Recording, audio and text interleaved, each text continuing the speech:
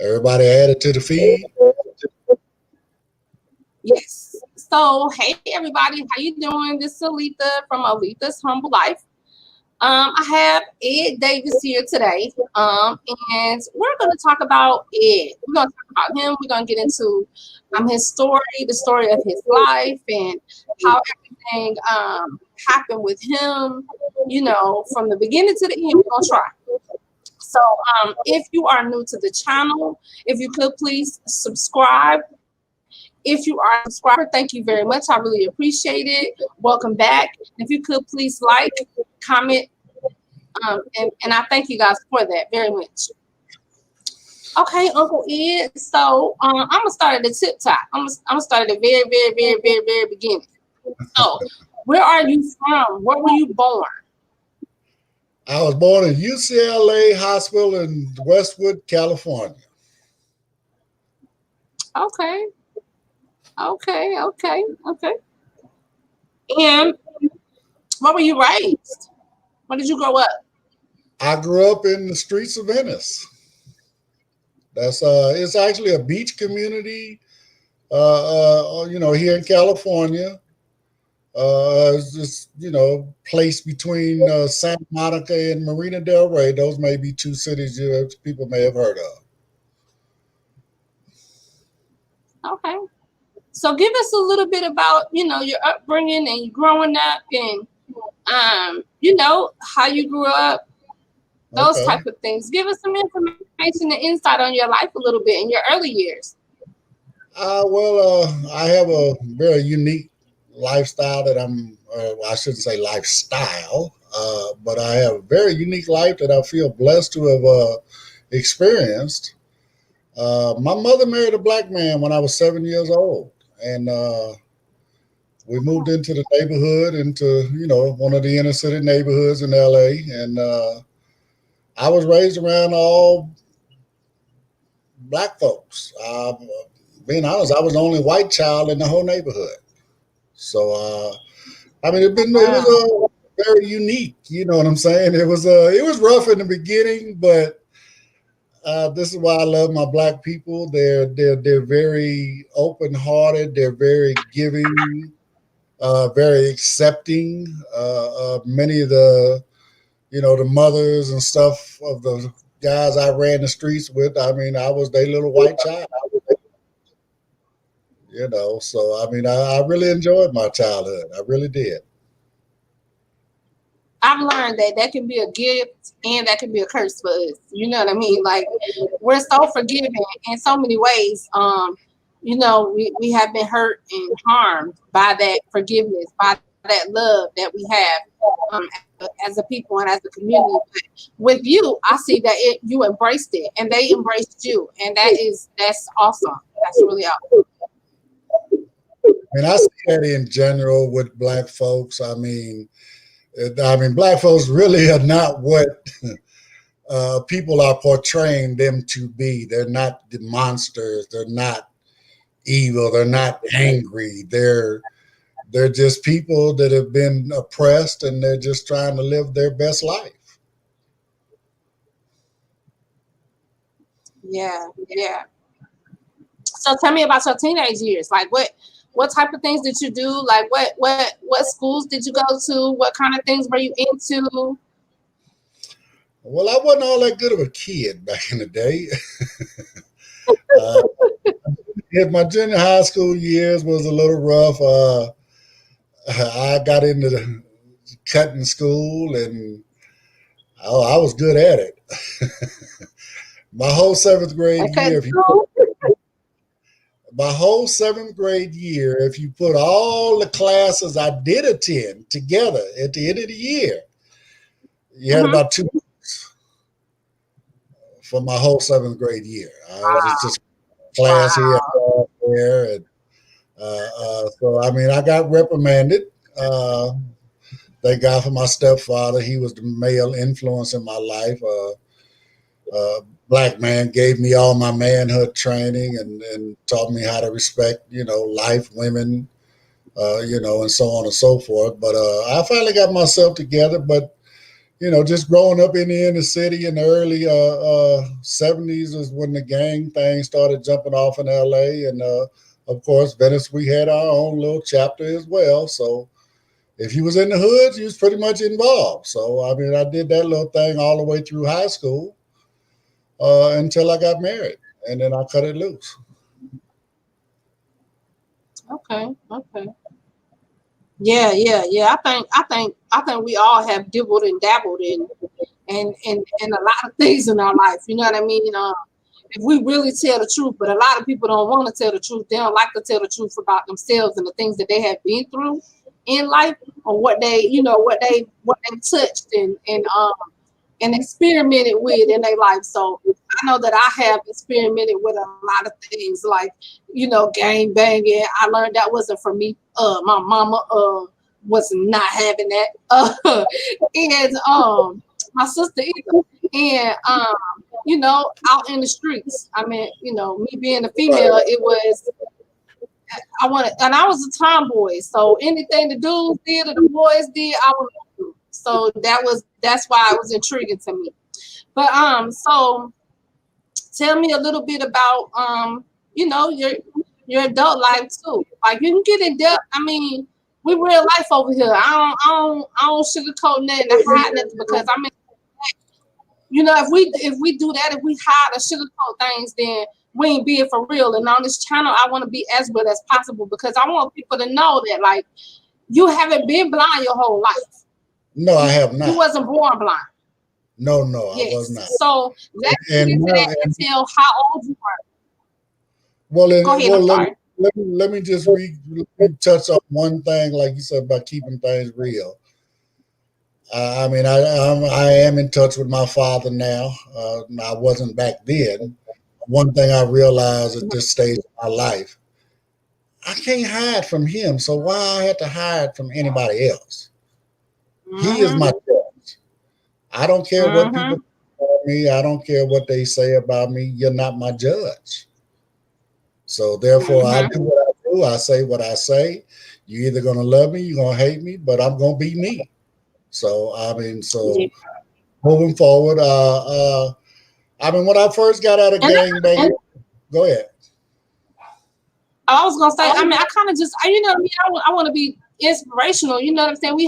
If we have stories, your story can help somebody through. They may be going through the same thing in their life. You know what I'm saying? They may be dealing with the same thing in their life. You know what I'm saying? And feeling like, as a man, they gotta, do this or do that to, be betrayed as a man. And maybe somebody will hear your story and it'll help them. So that's why I say be as real as possible, because it's people that's out here that may be able to hear your story and it change their life. Well, and here again, I mean, because of the way I grew up in the hood, and I mean, just because I was in essence raised with an oppressed community, I was one of them. I felt the same as they felt. I felt oppressed. I felt like, you can't get ahead if you play in the, by the rules, you know what I'm saying? Because the rules are stacked against the community. And, so, I mean, we developed this mentality about, we got to do what I got to do. You know what I'm saying? Well, yeah, that's where our mentality was. I mean, as soon as a certain point, like the good book says, a man grows up and leaves childish things aside. You know what I'm saying? And bottom line, that way of thinking is a childish way of thinking. I mean, don't get me wrong, I did it. I wasn't the most, honest person on the planet. When I got out of high school, I got out without a diploma. So therefore, I really couldn't go get a job at the time. So luckily, I was my father and my stepfather were both truck drivers. So I got into that industry, and it was lucrative for me. I mean, it was a good job. I enjoyed it. But I'm being honest, my hoodish ways, my hoodish connections, and yada, yada, yada, I found ways to make money that way on that angle too. You know what I'm saying? And eventually they got me in trouble. But I mean, I drove trucks all the way up until I had my accident in 1984. Like I said, I was a truck driver. I rode my motorcycles. If anybody's ever seen the movie Biker Boys, believe it or not, it was real in LA at the time. It wasn't just a movie. I mean, it was based on the reality of the motorcycle scene in LA. So that's how I actually had my accident. I was on my motorcycle, and July 12th, 1984, I was, if anybody's familiar with the city of Los Angeles, I was coming down Slauson heading west, and I was on my motorcycle as I approached the intersection of Slauson and Normandy. This lady was waiting to make a left turn on Normandy. She was heading east on Slauson, and she didn't see me. She made a left turn right in front of me. I didn't see her until the last minute, and I went face first in the quarter panel of her car. I mean, it didn't knock me out, Alicia. My head is so hard, I was wide awake. Wow. Believe it or not, I was wide awake. I realized, oh damn, something has happened here and it's not good. I was so when awake. you say the quarter panel when you say the quarter panel of her car, like, tell me what part of the car is that? Tell me exactly where your face hit, like on the car. Well, I guess a lot of people might associate it with being the rear fender. So I hit my God. in the rear fender, right around the rear tire. Okay. Oh my God. With the motorcycle, I was kind of stressed out, so I'm kind of, laid out a little bit. So when I had impact, I just basically slid right off the motorcycle and went face first into the quarter panel of the car. It was kind of freaky because of, back then in 1984, we didn't have helmet laws, so I was not required to wear a helmet. And here's the freaky part about it. I normally wear a helmet, but my doctors told me if I'd have had the helmet on that day, I'd be dead. The way I took the impact, it was in my face, so my whole face crushed. If I would have had my helmet on, which is a full face helmet, the next soft piece to move would have been my neck. Yes. So died right on the spot. So, my God. It was a life-changing event. But so give us a description. Give us a brief description on the extent of your injuries, of what happened exactly. Well, I broke my entire face from my eyebrows down to, let's say, the roof of my mouth. I did not break my jaw. Okay. And all my nose, both eye sockets, all of that was just shattered. The sunglasses I had on, they actually cut up both of my eyes. My left eye was cut into 5 pieces. My right eye was cut into 2 pieces.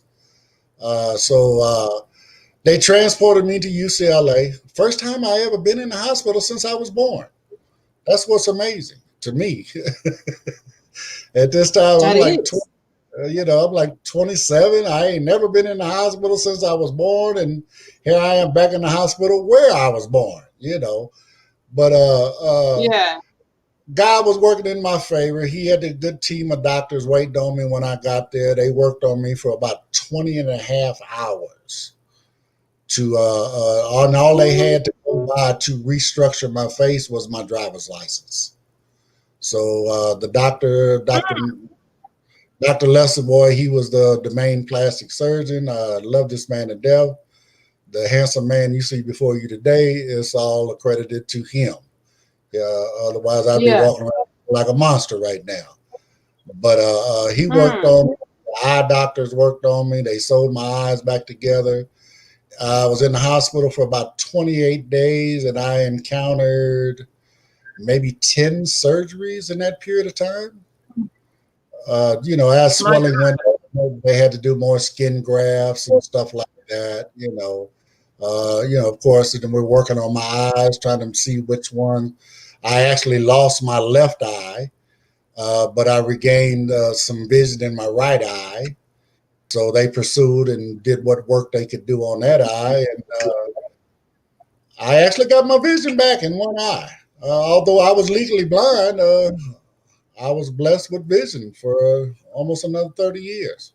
So that's the tragic tale of my accident. Wow. Wow. Wow. Okay, so like how do you that how were you able to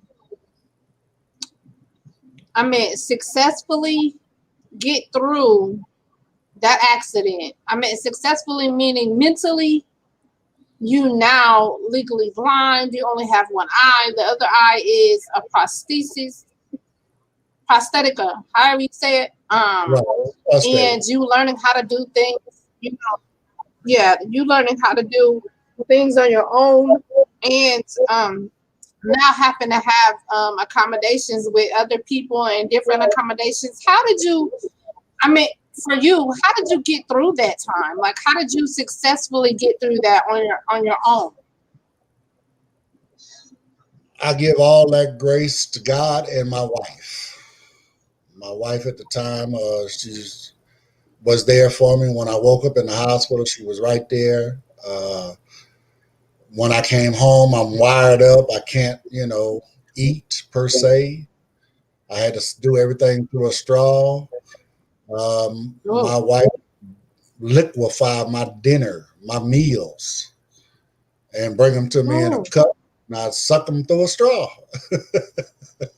And she basically she took care of me. She tended to me until I was, up and able to start moving around again. And then, it was a slow process. Of course, I was depressed and all of that because of what had happened to me.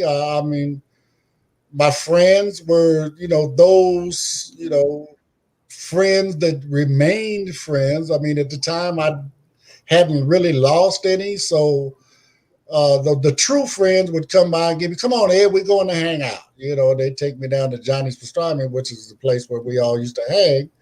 And, they let me hang out down there with them for a while and bring me back home. And then, like I said, it took me 2 years before I could drive a car again. So, I just, in the beginning, it was just family and friends that got me through it. Yeah. I know. I'm like, let me give a shout out to Third Eye Visions. What's up, Anthony? What up, Anthony is watching, and Keme Pope, my homegirl, hometown homegirl, she is watching. I spoke with her today. Thank you so much, Keme. I really appreciate it. And Ant said this, he was like, darn, that's terrible. Talking about your story and whatnot. And he also said this is a great interview because I really wanted to go in and get deep about what's your situation. How did you get through it? And like to just pull some inspiration, because there are people that are out here that are dealing with a lot of things in their life. But to me, I'm just going to say about me. Going through this is one of the toughest things that I probably have ever done in my life. Like dealing with it, one of the toughest things that I have ever dealt with ever. Like, like I have lost parents. I have, dealt with a lot of things. And to me, this is one of the hardest things that I've ever encountered. Not me losing my sight. And it's been slow, but this decline now, where I'm at now, is kind of getting up a little bit more rapidly, right? So this is one of the hardest things. So being able to hear your story and being able to hear, now, I know it took a long time, but tell me, how did you, what were some of the things that you did to be able to get through dealing with you not being able to see, like mentally, and like, I know that your wife was a very big inspiration as well. Could you like go a little deeper in that too? Well, again, they say we're blessed if we ever actually encounter our soulmate. My wife was my soulmate. She was my ride or die. I mean, she was just there for me Aw. whenever, wherever. Of course, I'm in the streets. I'm doing what I'm doing in the streets. Okay, baby, look, I'm finna go do this. She said, look, I really don't think you need to be doing that, but I'm going with you because I got your back. You Yeah, know, that's what's up. and she was my Bonnie. You know what I'm saying? I mean, and we made Mm-hmm. it happen. Raised a family together, and then this accident occurred, and of course we were both crushed. Our second daughter, she was actually pregnant with our second daughter at the time. We had just had a set of twins, and then when all of this happened, like I said, she was pregnant with my second child with her, and I mean, she just made it happen. I mean, she encouraged me. I mean, it ain't like she took me in the bathroom and bathed me and all this other kind of stuff like that. No, you need to learn how to do this yourself. Once I was Yeah, strong enough to yeah. do all of that myself, all the sponge baths were over, and I was, oh damn, I enjoyed the sponge bath, but I bet you did. I got to go through it now, But I Yeah, mean, she was just there for me, and then, like I said, I mean, I slowly came out as okay. I got to try to make something happen, and I'm looking yeah, for ways to make it happen. I got a young family. I'm still a man. I still want to be responsible and raise my family and provide for them. I didn't want to put all that on my wife. So I mean, I was trying to find avenues to do that. Like I said, it took me a couple of years before I got to where I could drive again. So I'm out and about and I'm in the streets again. Well, that's not What made necessary. you what made you get back on the motorcycle though? Like there's no way. I wouldn't have ever I didn't. got back on the motorcycle again. Well, no, I mean, now, don't get me wrong. I still love motorcycles, but I never got back. Well, I mean, I can't say that. I've rode my buddies' motorcycles, but not like I used to ride.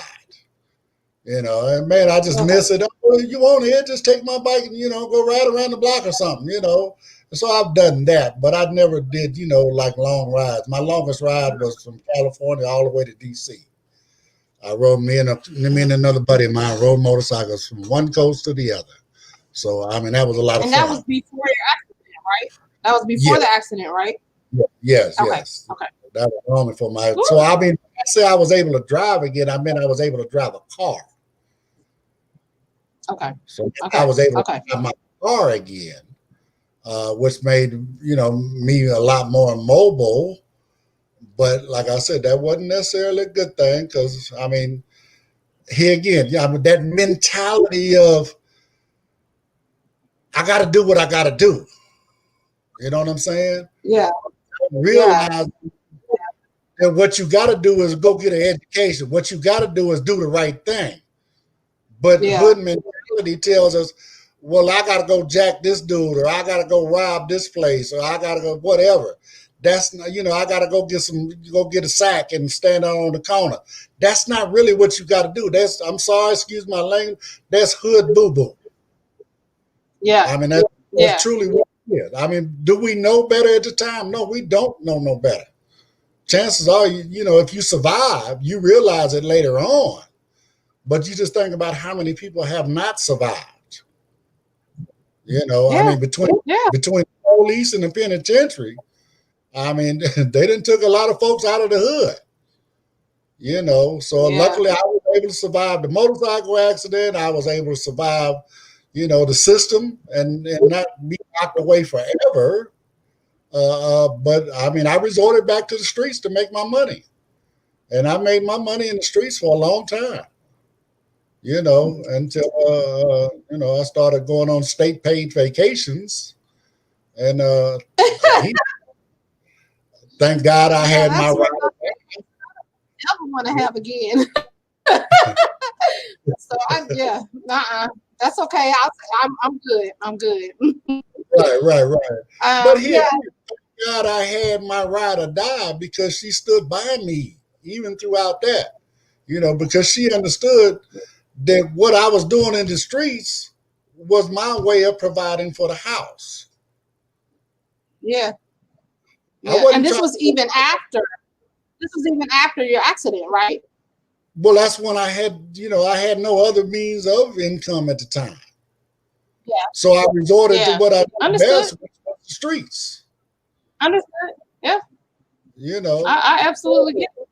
Mhm. I wasn't out on the corner serving trying to get, a Benz. I was trying to get some shoes for my kids. I was trying to make sure my kids had food, a roof over their head. I mean, the little money you get from Social Security. I mean, I'm being honest. At the time in And ain't 1984, that $750 a month. Okay, I got a wife and 3 kids. Eventually, I had 4 kids. I mean, my wife and 4 children together. It just don't cut yeah. it. It ain't gonna make it happen. Yeah. I mean, my rent was like Yeah. $8 a month at the time. So Uh-huh. I'm $100 short, and I ain't fed nobody yet. Yeah.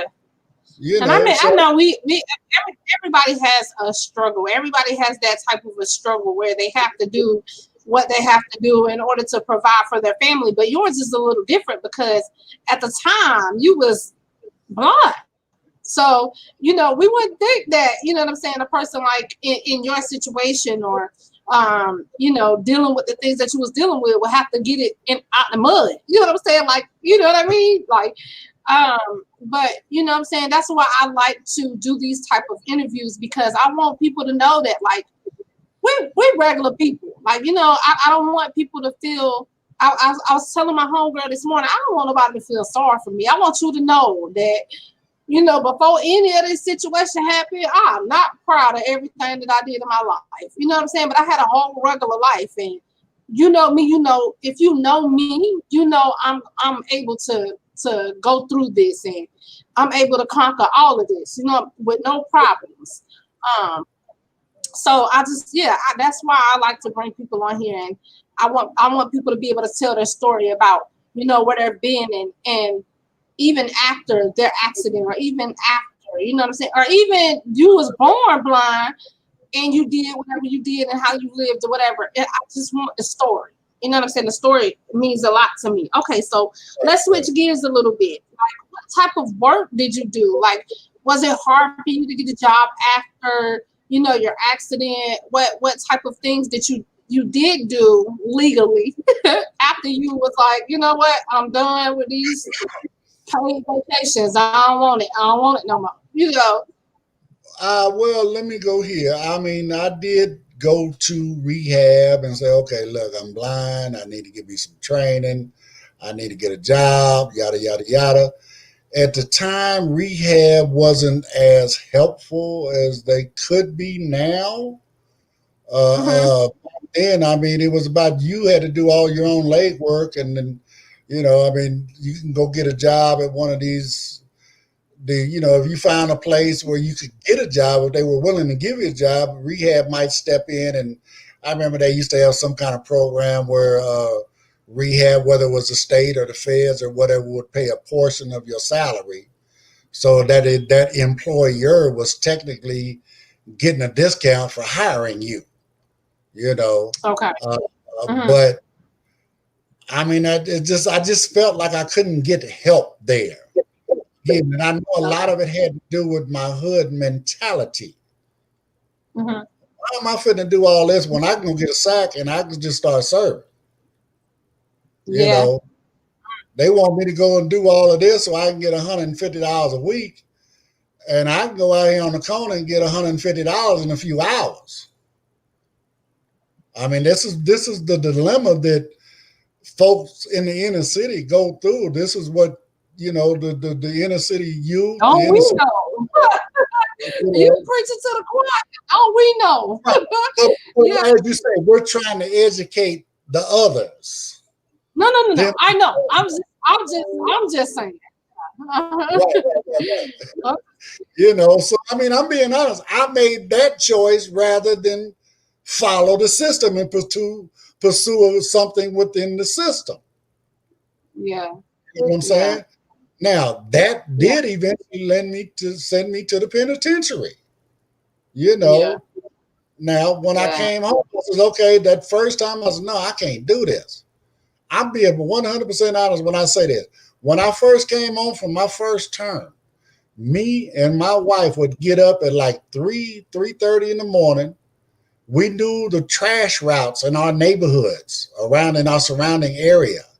And we would literally get up in the morning, hit those routes, go through their trash, whether it was me doing it or my wife doing it and the other one driving the car. We would literally go through them cans and get cans and bottles and stuff out, the recyclables. Mm-hmm. Okay. Then we'd make it Mm-hmm. home in time to get our kids up for school, get them fed, get them off to school. Then we take our whole car load full of these recyclables and go to the recycling center to get some money so we can feed the family the next day. You know what I'm saying? Yo, I'm not trying to cut you off, but I did that with my dad. Like my dad, like I don't know, I don't know if it's anybody that watched this, but I used to do this with my dad. My dad Robert used to do that all the time. And growing up as a little kid, I used to be like, oh, I can't wait till we go do, you know what I mean? That's my dad used to do all the time. And growing up, when I got older, I was like, what the heck he had me do it? Why was I out picking up cans? You know what I'm saying? But, and then he didn't even have to do it, man. This man was retired. But it was just something for him to do because he was older and he wanted to be able to get out and do something, you know, for himself. So I experienced that. My dad used to go on the beach, used to go different places and pick up cans. So I'm sorry I cut you off, but I just have that memory. Robert used to definitely take me out, and I used to do that with him.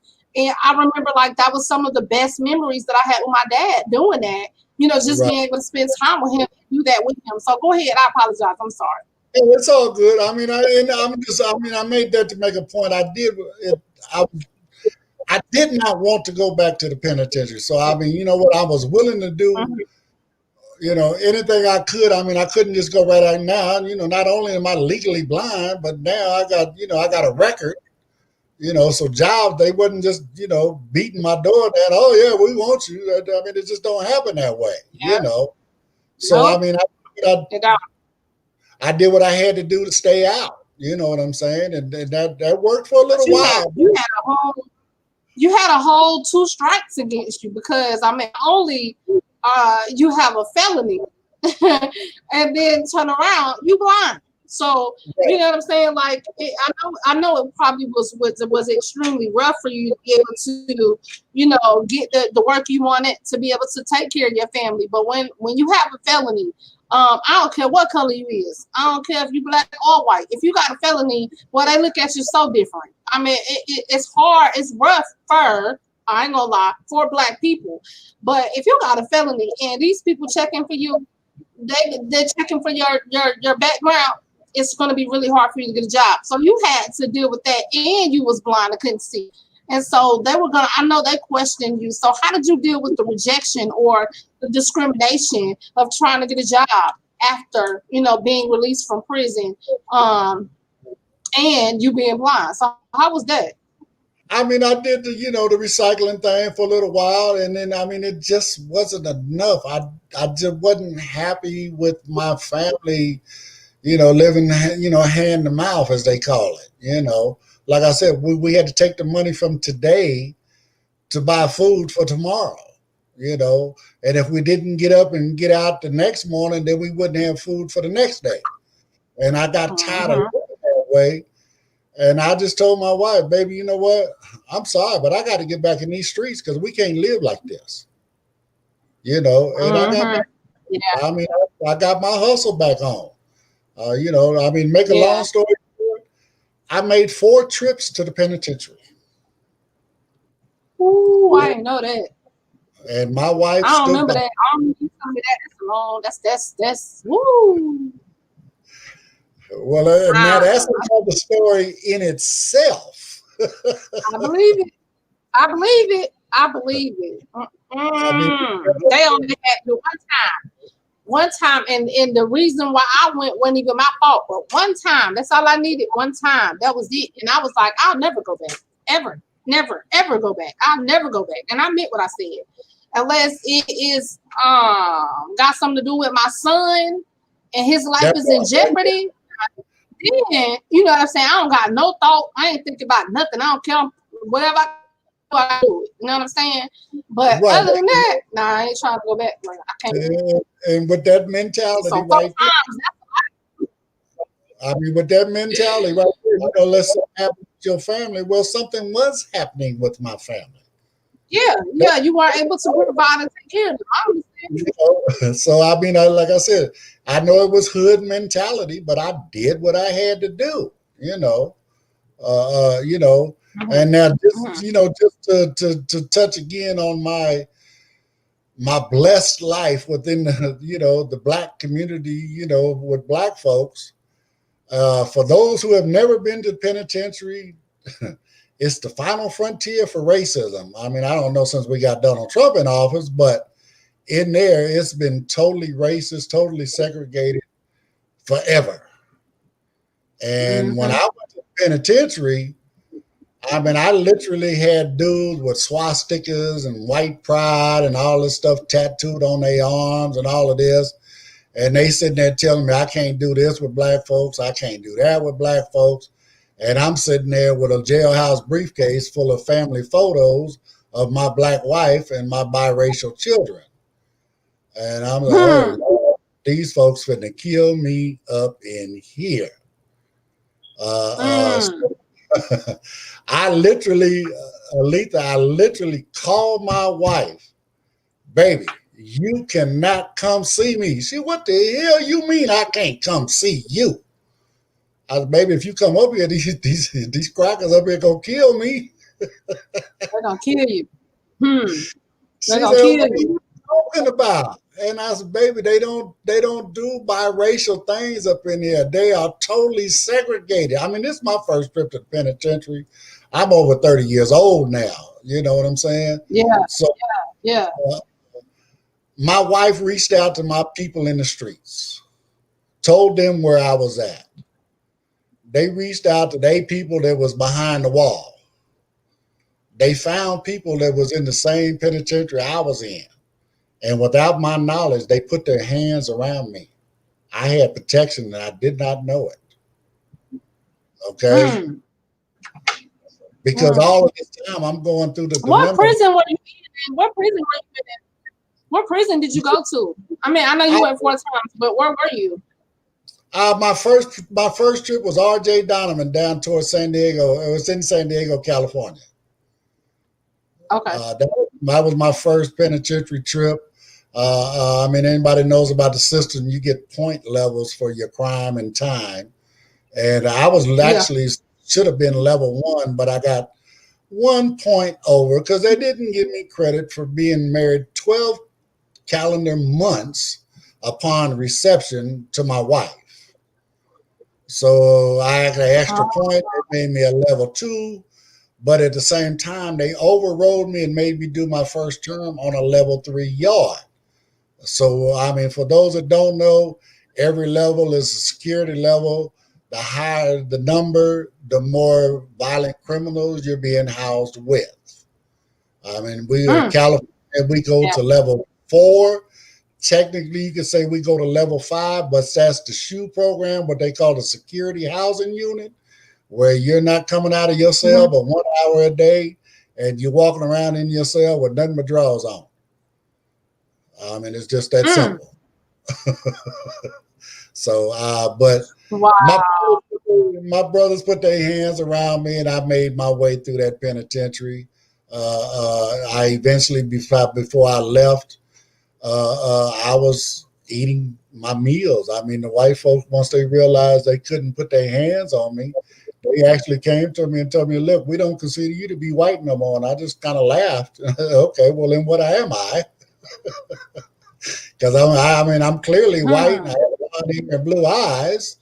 And they said, well, no, we just don't consider you to be white no more. And we prefer it if you would just go on over there and eat with eat with the Black folks. Of course, they didn't use that terminology, but that's the terminology. I know. And my buddies, they were literally actually watching at the time. I mean, because this was a progression of over the time of me being on that yard. And when they seen the guy come at the table with me, they was on attention. And once I picked up my tray and started heading that way, my main dogs on the yard, they actually chased one of the youngsters away from their table and said, "Ed, right here, come sit right here." Letting them know that, the black shot caller on the yard had my back because I was now sitting at his table. Yeah. So Yeah. I just I mean, go ahead. so on so many levels, I mean, we could web this all day. But on so many levels, like it was like the Black community literally took you in. The Black community literally watched over you. They did all these things, and Yes, they did. They embraced me. yeah, they did. And a lot of people don't. We don't. I don't know. I got so many different things going through my head right now. It's just I know it's a lot. I really appreciate you today. I really, really do. I thank you for doing this with me today. I thank you for telling your story today. I thank you for, being an advocate. Thank you for being a mentor. Because I know you've mentored me and you still are. And I really thank you for that. I really, really do. And that's why I wanted to do this with you today, because I believe that your story it needed to be heard. It needed to be heard by everybody. Because at this point in the country and around the country, there is it doesn't seem like we have any type of unity. I mean, nowhere. Nowhere. And to be able to know that someone understands and knows about the love that the Black community has shared throughout history to so many different people. And like I said, for our community, that's a good and a bad thing. Yeah. But I'm just thankful that you are able to see and be able to see firsthand how our community embraces people. Was that what the video was about today? No, it was about your life. But going throughout it, picking bits and pieces, it really was at the end of the day. Because like I said, I don't believe my people get the acknowledgement of doing a lot of things that we do for others all the time. And for me to say that, I remember just seeing last night a video about a young man. I think he was like 11 years old, and he was on his bicycle, and he seen this girl get kidnapped, and he rode his bike and held onto the car until they stopped at a stoplight. Thank God they didn't lock the door. He grabbed a little girl, put her on the bike, and drove off with her, and kept her from being probably murdered and killed. And he got in his city. He got an award in his county. And so I don't know. I mean, to me, that it seems worthy. But I thank you so much for doing this. It's not a problem. You have some things coming up. I know. You got some things coming up, and you're going to build some things up for yourself too. I want you to talk a little bit about that, maybe like 5 minutes. Tell me a little bit about that, about the things that you're going to be doing in the future. Well, I do a thing I call Since I Become Blind. I mean, and we didn't really even get a chance to touch on my transition into darkness, if you will. But since I've become totally blind, I've gotten into being an advocate for the blind. I do a lot of mentoring with the blind. But one of my main goals is creating awareness. I mean, to eliminate the stereotyping, the stigmatism behind being blind. And I found that the best way to do that, and I created a program, which this will be my 4th year doing it. I call it Walk a Mile in My Shoes Blind Challenge. And what I do is I bring, and I have, what I'm going to do is I'm going to have my blind community people go to that person, this sighted family member, friend, whatever, that wants to know what it's like, or maybe they just don't get it. I mean, I know you don't understand this at this point, Alita, but I mean, you're living in a house full of sighted people. They leave a cabinet door open or something like that. We can't see that cabinet. Yeah, no. We're- Listen, I got a little bit of sight, but not enough because I done ran into a cabinet door. I'm telling you, with my whole cheek on my I ran into it and it hurt. That hurts really bad. So I know. I'm telling you. One instance, you know what I'm saying? I mean, it's cabinet doors, it's doors. I mean, you got a door halfway open. You know what I'm saying? Or you know, if I say, oh, well, where is this at? You know what I'm saying? Oh, well, it's over there. Okay, well, I can't see anymore. So I don't understand where over there is. You may be pointing, which I'm not faulting you know, as a sighted person. I'm not faulting you because I did it when I was sighted. I pointed it. Oh, it's right over there. You know, but now that I cannot see that body movement, that body action, I don't know where it is. So I'd like to create awareness for all of that. And you know, I want folks that's trying to interact with us in the streets and stuff. They need to understand that they need to be as descriptive as possible. You know, they need to understand that we're not like, or as you say, we are real people. We're just people. We have lost our sight. You know, I mean, we still. I ain't trying to interrupt you, but I wanted to tell you really quick before it slipped my mind. I had looked down and C-Dub's life said, "Ed, you my dude." So I'm trying to get out the comments so I can make sure that you know who's joining us and whatnot. I mean, it's always good to comment. What up, Chris? Well, I'll be getting at you about something a little later on. But I mean, here again, and so I do. I mean, I definitely do this thing a mile, and I'm gonna be doing it. Look for something coming out. I mean, I'm spreading it right now. Get ready for it. I'm gonna be doing an event. It's gonna be held in October, and it's going to be a virtual thing. And it's all about creating awareness for the blind. It's all about engaging the sighted community and letting them get a taste of what we live through on a daily basis. Daily basis, yes. You know, and just get them, you know, hopefully they can gain some understanding and some awareness. You know, I mean, I can't tell you how many times I've been walking to the train and you know, I'm walking with my cane. This is a route I do, you know, on a regular basis. But somebody will see me walking and have never seen me doing it, and they think I'm getting ready to walk right off the platform of the train. But I'm actually looking for that little plastic strip that's right on the lip. Yeah, you know? yeah, I'm walking towards the track to get to that lip. Once I find that lip, then I make my turn and I head down to where I board the train at. You know, but I mean, I got people at me. I got people running up, grabbing on me. I mean, it's a whole lot of stuff, and you know, into that. So, I mean, that's what this event is all about. Look forward to it. It's coming up. It's going to be all over Facebook. I'm going to be sharing this amongst, you know, I mean, I'm doing it here with Alita now.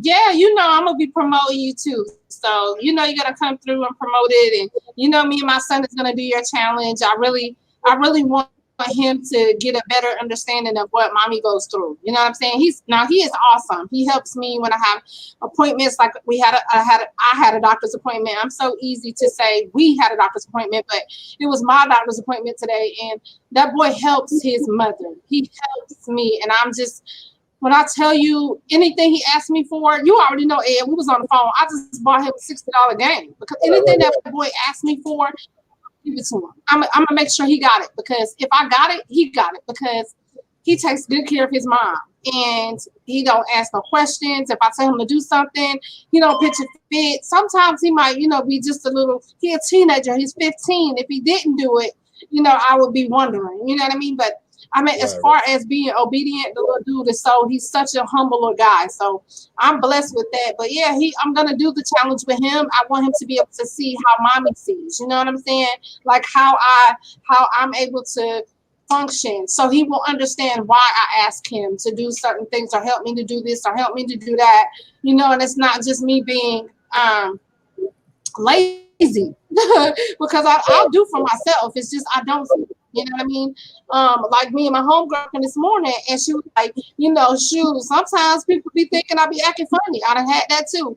People will say, "Oh, girl, I know you seen me in the grocery store." No, I didn't. I didn't see you, and it's been years ago, like a couple years ago. I didn't see you. I didn't know you was standing there. You got to tap me on my shoulder or come in, come directly in my face so I can see you. And even now that might not be help. You might have to just be like, "Hey, girl, my name blah blah blah blah blah." You know what I'm saying? Because I may not see you. So yeah, but I'm excited about your your challenge. I'm excited about. I don't want to get away from this before I mean, I know I make it sound like this is all about me. I mean, this concept is something I came up with my chapter. We were trying to figure out something new to do, something different to do for White Cane Safety Day, which is October 15th. And we didn't want to do the normal run-of-the-mill thing.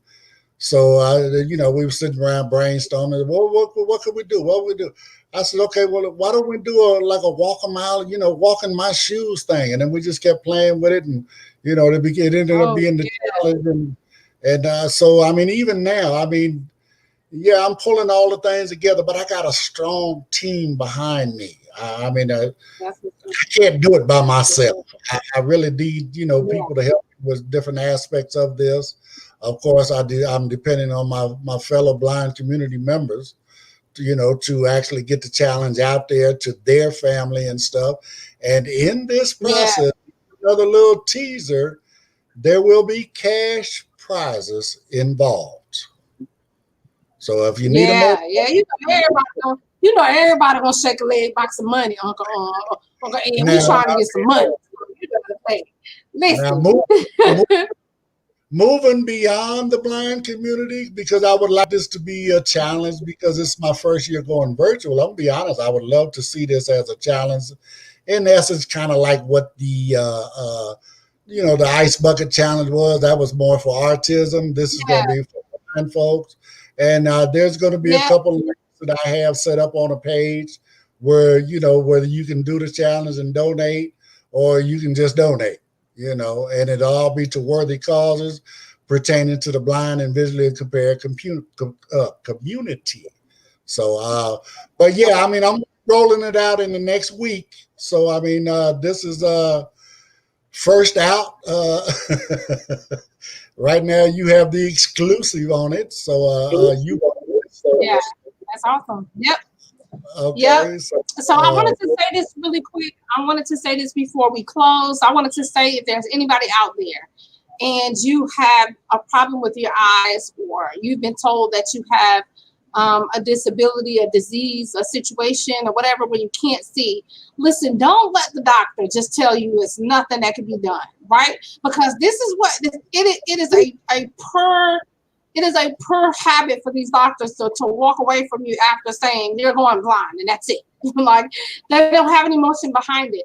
That is such a lie. There's so many different programs that you can go through. It's so much help out here that I didn't know about. Hey, Pamela, how you doing? Pamela from Naturally Beautifully You. How you doing? So yes, so I want you to know that there's programs. So there is the National Federation of the Blind, and that is what ED represents.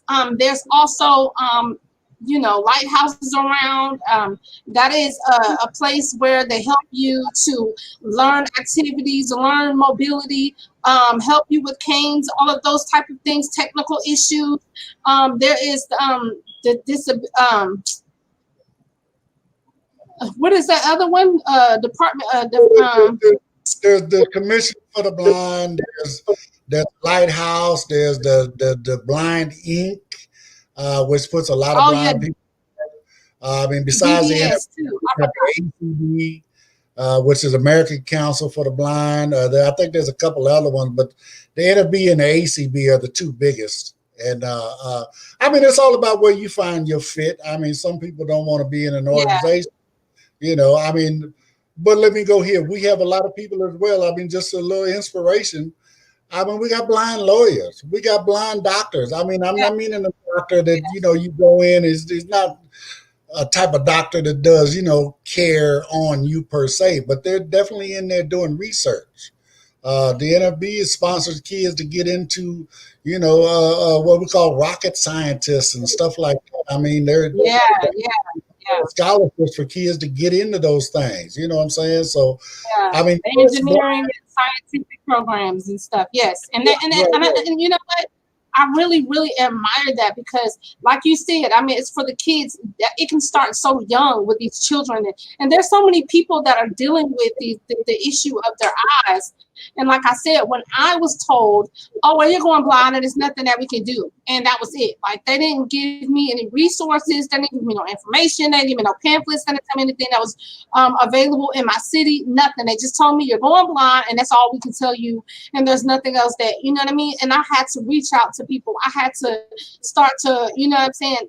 I had to go out and say, where can I go? I'm gonna go on Facebook and I'm gonna put in my diagnosis, which was retinitis pigmentosa. I'm gonna put that on Facebook and see if they got groups. I need to do something. And so, if you are in that type of situation or that, because this is what I want my channel to be. I want to be able to be that person that you can come to, and I have the information. I have sources. I have videos. I have people that you can see, and that they're giving out information. This is what I want to do, and that's not just for the non-sighted community. I want to be able to give information to the sighted community as well. Different things, but right now I'm dealing with what I'm dealing with right now, which is me losing my sight, and I'm trying to be able to give out information. So thank you, Uncle Ed. I really appreciate you. I really appreciate you doing this with me today. It has been amazing. It has been awesome. I've learned some stuff about you that I didn't know. And it was just great. So thank you so much for you guys watching. I really, really appreciate you guys. If you have not, share, like, comment, and subscribe to my channel. I'm definitely going to be having some more people on and being able to tell their story. It's a blessing to be able to do this. This is who and what I am and what I've been born to do. This is my mission. So you guys, thank you so much again. I love you. Thanks, Humble Family, and we'll be back probably tomorrow. I'm gonna try to do what I can do every day. So y'all be blessed. Remember, there's nothing too hard for you to do. There's nothing that you can't do. You can do anything and everything through God, but you are worth every effort for you to be successful. Trust me, I know it. Y'all take care and y'all have a blessed day. Bye. Bye, y'all.